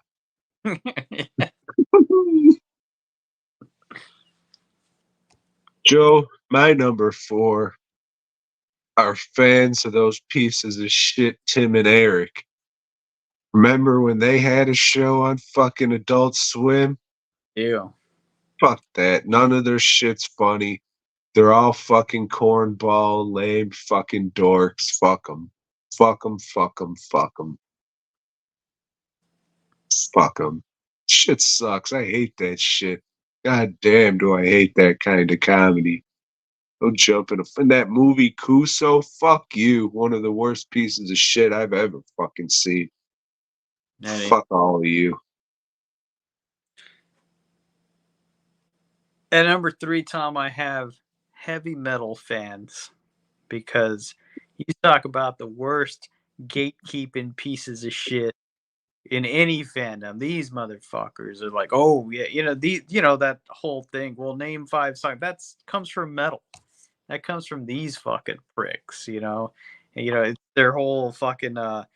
Oh yeah, that band. But did you hear the EP that they put out in '89? Fuck you, dude. Fuck you.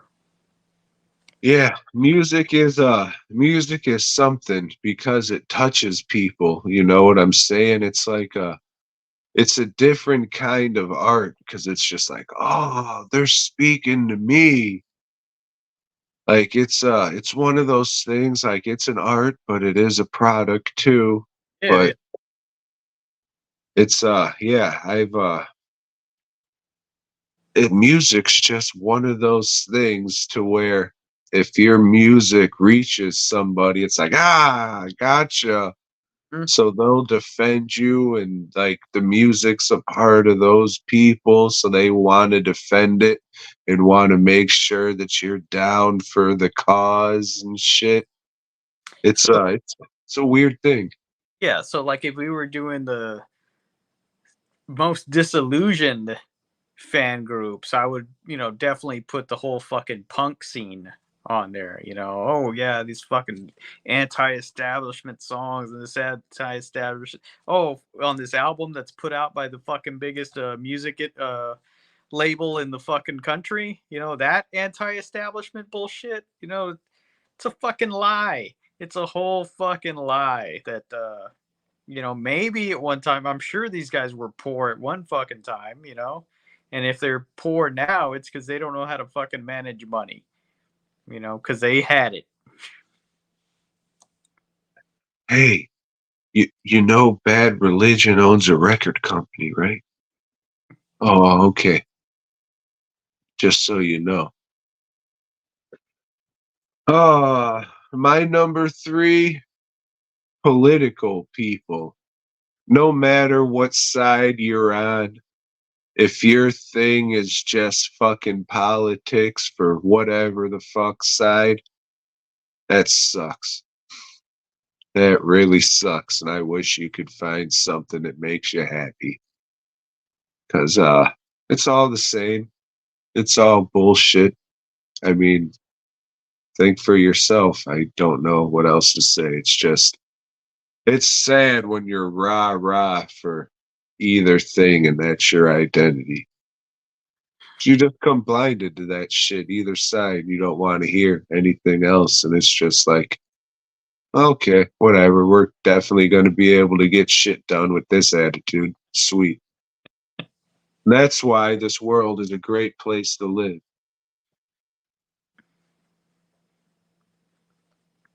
At number 2, I have NFL fans. Yeah, No these fucking lifers. That's what I call them. football fanatics, man, they are something else. First of all, like they like wearing the jersey of like their favorite player. Like, Their man, favorite man. yeah, their favorite man. I love this man. That's like I don't understand. Do you want to be him or do you want him? I want him in me. That's the way it seems to me. It's like if he handed you his Letterman jacket, they would slip that shit right on and wear it around, you know. Smell it first. It and these fuckers are so passionate or insane, I should say. They You know, paint their faces. they get in fucking fist fights at a fucking event that they paid at least, you know, on the low side, maybe $125 to get in, you know. Talking to you, Philadelphia. Yeah. It's fucking crazy. I see so many videos of people in fights at NFL. It's like you paint all that shit and you're just gonna go over there and get in a fucking fight, you know?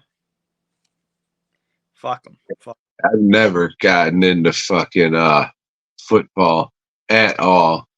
I like it, but you know, I've watched less and less of it in the past few years. I get because I don't really gamble a whole lot anymore. You know, that was my part of the thing. Hey, I like, you know, I like this team if they fucking make the points I need them to make, but I don't give a shit, you know? Yeah, it's weird. It's just fucking weird. Basketball and hockey, I understand the appeal. And if I had the fucking time, like even if I can catch it out here, I don't even know who the fuck I would get. Hockey would be Blackhawks for sure, but basketball, I mean, I don't give a fuck about the Magic anymore. I don't give a fuck about the Suns anymore. There's like no team I would give a fuck about, but I understand like why people would watch it. It's a fast moving game that can turn on an instant. Like every so often, I'll turn on a fucking baseball game if I'm in the shop. Like that's more my speed. It's just slow and steady. Put it on in the background, drink a beer, do your thing. But football, never fucking got into that shit at all.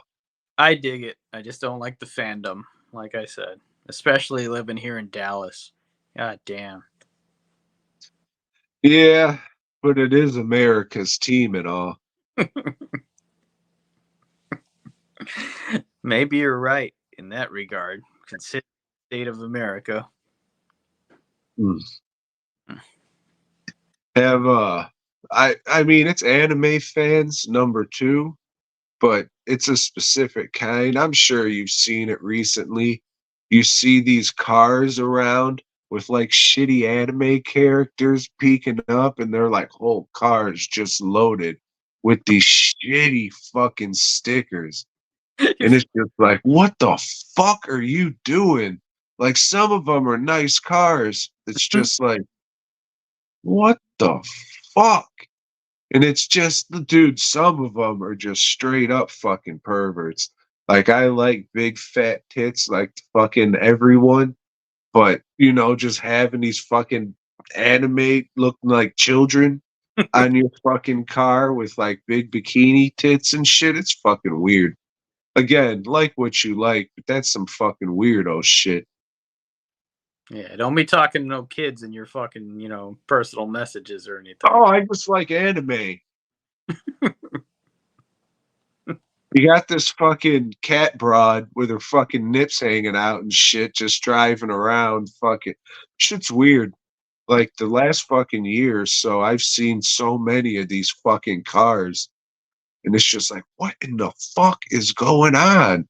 It's the weirdest shit. Like really, anybody who plasters their fucking car with stickers, That's fucking weird. Like, you spent a lot of money on this car. Sure, I don't wash mine, but I'm not gonna load it up with like fucking coexist stickers or whatever fucking shit I'm into. It's fucking to each their own again, but god damn, is it a fucking eyesore.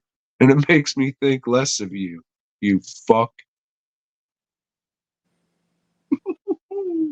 At number one, Tom, I have a tie. I Who do don't. you think you are, me? Right, exactly. So it is a tie between conservatives and liberals. So if you describe yourself as either one of those, you're a piece of shit to begin with. Like, that's your fucking defining. Oh, I'm a liberal. Oh, I'm a conservative. They're so fucking similar. They're so fucking filled with hate and superiority, and there's just so much sexual tension between the two factions that they should just start fucking, because that's what they want to do. They're both fucking dumb, and you covered that already. It's just, yeah, fuck them. Excuse me. Oh, my number one. It's just, the fans of everything pop culture, whatever your little niche is, even if it isn't a niche, even if it's, oh, everything pop culture, I'll just eat up. Everything fucking movies, I'll eat up. Everything comic books, I'll eat up. Everything horror, I'll eat up. Just whatever your little niche is. If you just blindly love everything just because it's that, you're a fucking asshole. You don't really have a personality or fucking anything. I I don't know. I hate people's joy, Joe. How dare you find happiness in everything, you piece of shit. But hey, like, you know, Except if it's everything. That's just fucking weird. we're gonna make fun of you, but like what you like. Joe, I'm going to continue my trend of unoriginality and do our favorite fandoms. Okay. How about that? All right, that's a hard one, but okay. Yeah, no, I know. After I said it, I immediately regretted it. So if you decide to change it, just send me a text, Tom. Yeah. Number one, broads who like sucking dick on camera. Sweet. I'm part of fandom, so Oh, I got to remember to write that down just so I can make it my number one. I'd probably have that'd be number two. Number one would be sucking slash fucking on camera. but that is fandom. That's the thing. You know. I'm a fan of the people who make fucking dryer openings just a little too small to get out of. Hey, head on over dwnproductions.net. Masks, bust, props, custom work. Maybe you want some custom work made. It'd be much better if you just bought something off the website, but whatever. Beggars can't be choosers. And then head on over to Fast Custom Shirts. Joe's here. He can do it. Hey, if you're a stepmom or aunt, we also sell ladies style shirts. So you can head on over to Fast Custom Shirts, hit that drop button when it comes to size, and you can select a ladies cut of the majority of the shirts that are offered on fastcustomshirts.com. Everybody, hey, thanks for spending your time with us. Yeah, Uh, thanks, man. Thanks, man.